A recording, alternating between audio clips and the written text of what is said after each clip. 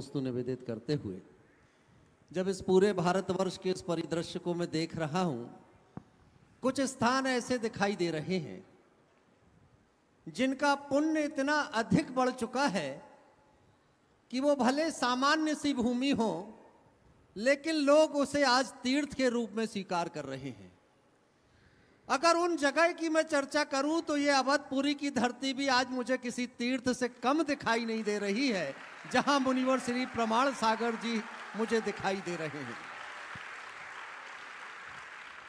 और महाराज श्री ये चर्चा करते करते जब जब आपको देखता हूं तो न जाने को मेरे मानस में गुणायतन उभर करके सामने आ जाता है, क्योंकि मुझे लगा करता है कि आचार्य भगवंत गुरुदेव श्री 108 विद्यासागर जी महामुनि राज की जो विराट सोच थी, उन्होंने इस विश्व को कितने बड़े बड़े प्रकल्प दिए कि जैन समाज जिस स्तर पर जाकर के सोच भी नहीं सकती थी, आचार्य भगवंत ने उस सोच से ऊपर जाकर के प्रकल्प इस भारतवर्ष को प्रदान किए।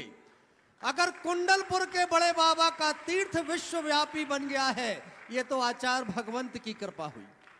ऐसी अगर मैं चर्चाएं करूंगा तो गुरुदेव ने तो पूरे भारतवर्ष में अवदान दिए, लेकिन जब मैं गुरुदेव को याद करता हूं तो मुझे बार बार गुणायतन भी याद आ जाता है कि आचार्य भगवंत ने पूरे भारतवर्ष पर कृपा की, तो आपके ऊपर भी अनंत कृपा आचार्य भगवंत की रही कि आपके मानस में भी गुणायतन जैसा एक प्रकल्प उभर करके सामने आया और गुणायतन सम्मेद शिखर की पहचान बन गया। और मैं चर्चा कर रहा था कि कुछ जगह की भूमि का पुण्य आज बढ़ा हुआ दिखाई दे रहा है, तो उसमें मुझे गुणायतन भी इस वर्ष कुछ विशेष पुण्य से लवरेज दिखाई दे रहा है, क्योंकि आचार्य भगवान गुरुदेव श्री विद्यासागर जी महामुनि राज के हस्त कमलों से दीक्षित सर्वाधिक शिष्य अगर इस वर्ष कहीं चातुर्मास कर रहे हैं तो वो गुणायतन की धरती पर चातुर्मास कर रहे हैं, सम्मेद शिखर की भूमि पर चातुर्मास कर रहे हैं। और उससे बड़ी बात कि जो भी आदमी गुणायतन में जाकर के उस चातुर्मास की व्यवस्थाओं को देखता है, एक बार संस्कार धानी जबलपुर में आकर के आचार्य भगवान गुरुदेव श्री समय सागर जी महामुनि राज को ये संदेशा तो जरूर देता है कि गुणायतन का चातुर्मास ऐतिहासिक ही नहीं बल्कि स्वर्णिम अक्षरों में अंकित करने वाला चातुर्मास बन गया है। बड़े बड़े शहरों में चातुर्मास में जो सुविधाएं श्रावक नहीं जुटा पाते, वो काम गुणायतन की उस टीम ने करके दिखाया है कि सम्मेद शिखर में भी कोई ऐतिहासिक चातुर्मास हो सकता है।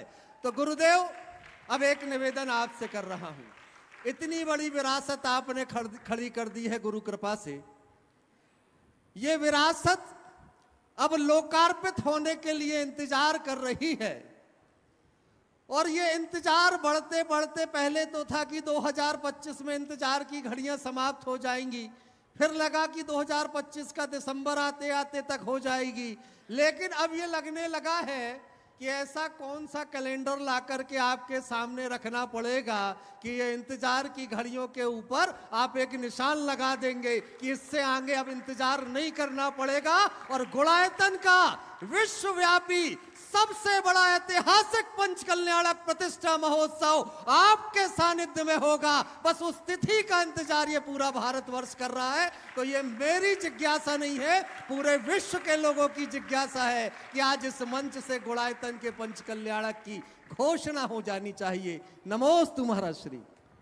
पहले तो एक बार अमित भाई का जोरदार अभिनंदन कर दो। ये जब आता है तो ऐसी बातों में सबको बांधने का प्रयास करता है और लोगों को बांधने के साथ साथ महाराजों को भी बांधने की कोशिश कर लेते। लेकिन हमारे गुरुदेव ने हम लोगों को ऐसा मंत्र दे रखा है कि सबको बांधना पर बंधना मत, समझ गए? इसलिए बंधने की बात नहीं है। अभी जो बात आपने प्रकट की, कुछ पल को मेरा मन बड़ा भावुक भी हुआ।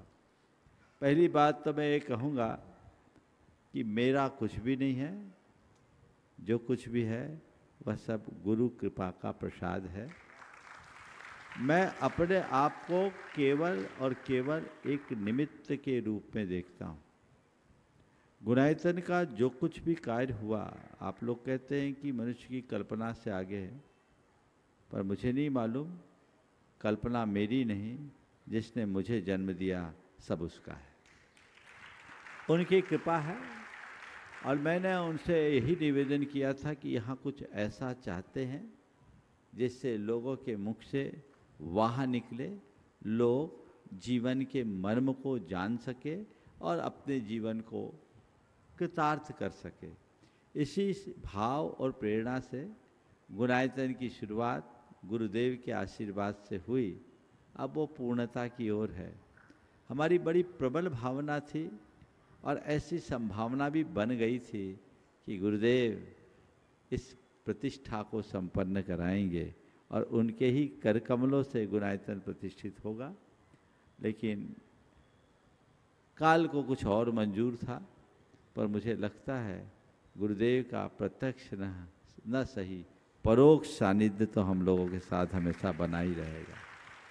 जहाँ तक गुणायतन के पंचकलानक की बात है, तो भैया हमको थोड़ी कराना है पंचकलानक, तो तुमको कराना है। तुम लोग सदस्य हो, तुम कमेटी के मेंबर हो, तुम तो तैयारी करो। और हमने तो कह दिया कुमकुम पत्रिका छपा कर लाओ तो हम आएंगे।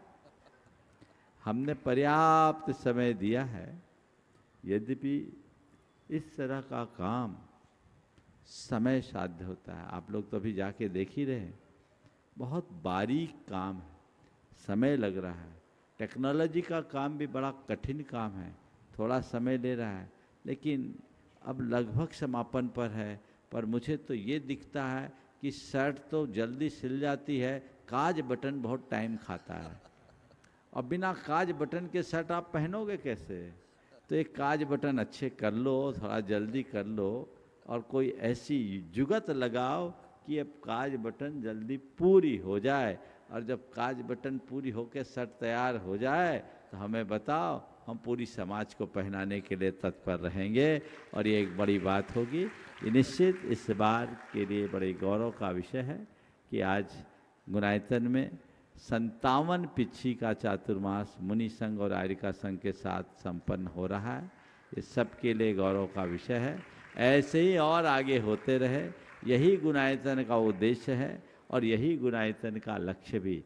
यदि ये परिपाटी चलते रहेगी, सुनिश्चित एक बड़ी उपलब्धि होगी। बंधुओं, श्रावक संस्कार शिविर का आयोजन आप सबको बताया गया।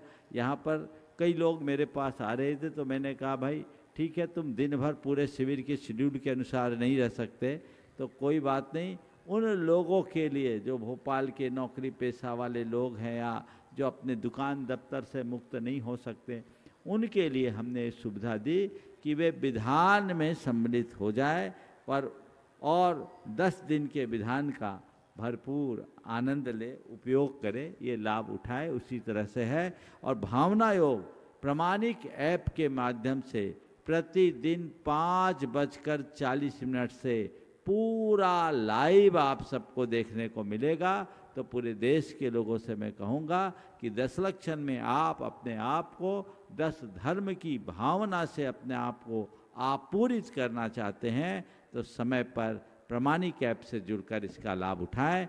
समय आप सबका हो गया है। अभिषेक जी अब कल तक प्रतीक्षा, शैलेश जी आप कल तक प्रतीक्षा करेंगे तो ठीक रहेगा। ओम शांति। चलिए।